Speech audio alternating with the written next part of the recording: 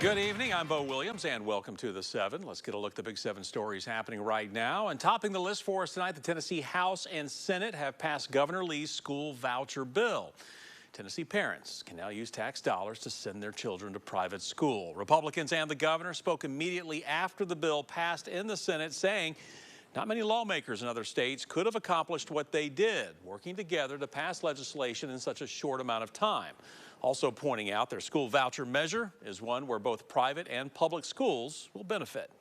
But Democrats call that statement a lie, arguing public schools will lose funding, according to the fiscal note that says funding would decline by $45 million, despite the bill having a funding floor.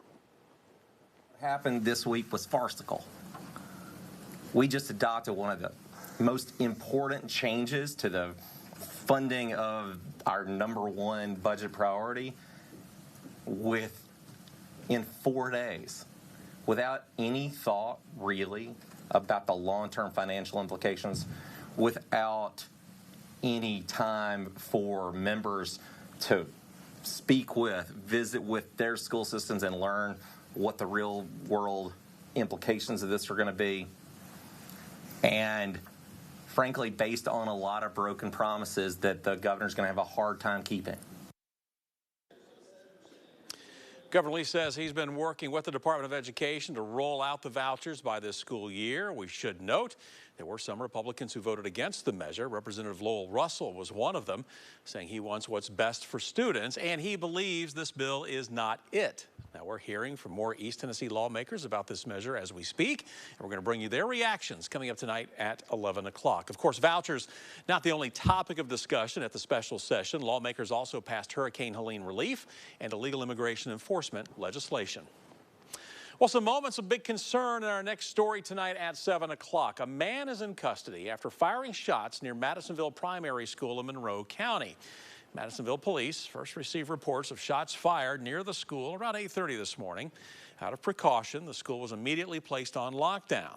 After more shots were fired near an occupied patrol vehicle, the school was placed on a hard lockdown. Residents in the area were told to shelter in place. The shooter and the firearm were located shortly after the shots were fired near McConkey Street. The shooter, who police say was under the influence of alcohol, was on active probation for drug offenses. The shooter is now facing multiple felony charges. The shelter-in-place order was lifted, and the school returned to normal operations. In a step forward in a case that we've been following for you, the man accused of exchanging gunfire with Tennessee Highway Patrol troopers earlier this month has now been indicted. Eugenio Solis Clarks was served in the Knox County Detention Center where he was already being held. You know, as we've been telling you, Solis Clarks was in a pursuit with THP before crashing on Watt Road near the I-40 entrance. Solis Clarks was served in Knox County Detention Center where he was, again, as we mentioned, already being held. Now, after getting out of the car, we're told, Clarks began shooting at THP troopers with a rifle. THP then returned fire, hitting Solis Clarks, sending him to the hospital. We'll continue to follow this case as it makes its way through the court system. And a big conclusion in a deadly hit-and-run case, and it comes in the form of a guilty plea from the driver blamed in the wreck. Knox County's district attorney says Santiago Domingo has pleaded guilty to charges of vehicular homicide, child abuse, and reckless endangerment. Those charges coming from a July 2023 hit-and-run crash on Magnolia Avenue.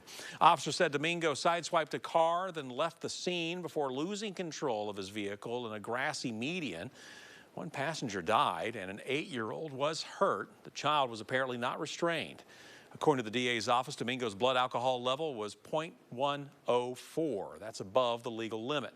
Judge Steve Swartz sentenced Domingo to serve 12 years in prison. Well, a big heads up for you tonight. Fake posts have been spotted in a Roane County Facebook group. The posts referring to a deportation item sale.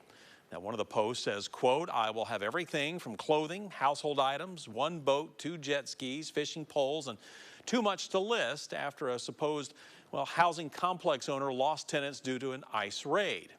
Another post brags about expensive items they received from one of these sales for cheap, and another anonymous post asks if there are any deportation sales nearby. Now, the Oak Ridge Police Department confirmed these are not true, and nothing of that nature has occurred. Tony Binkley with the Better Business Bureau reminds all of us to not interact with these anonymous posts. cautious of the internet. I mean, you know, take everything you read with a grain of salt. I mean, verify truth versus believing that it's true when you read it the first time. I mean, try to get multiple sources. It's just ridiculous, some of the false information that's out there, and you don't know if it's true or not until you do your research. Better Business Bureau recommends simply ignoring posts like these. Big crime alert for you tonight. I want to get you up to date on police investigating a rash of car burglaries, all occurring in a single night in one particular neighborhood. From Sunday night into Monday morning, 9 incidents were reported in the Sequoyah Hills neighborhood. Knoxville police says that at least 2 guns were stolen and at least 5 of the cars were left unlocked. They're checking door handles, and they're looking through the car, just through the windows, to see if there's anything of value that would be worth their time. More often than not, they're checking door handles. If the door is not is locked, then they're usually moving on.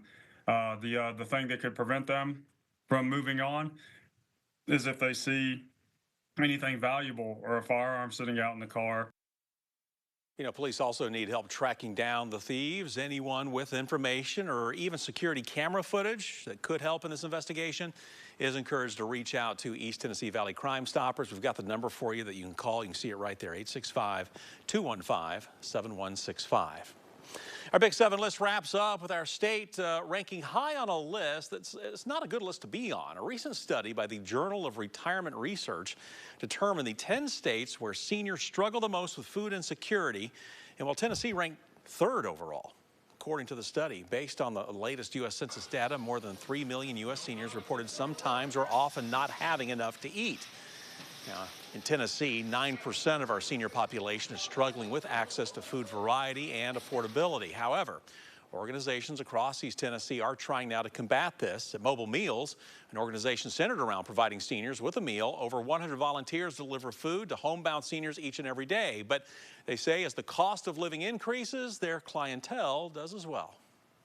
A lot of the seniors in our community are reliant on fixed incomes, so things like rent increases, cost of living increases, all of that really hit them pretty hard, and it causes a lot of seniors to have to choose between, paying for healthy food or paying for, prescription medication, and all these different tough decisions that seniors are making.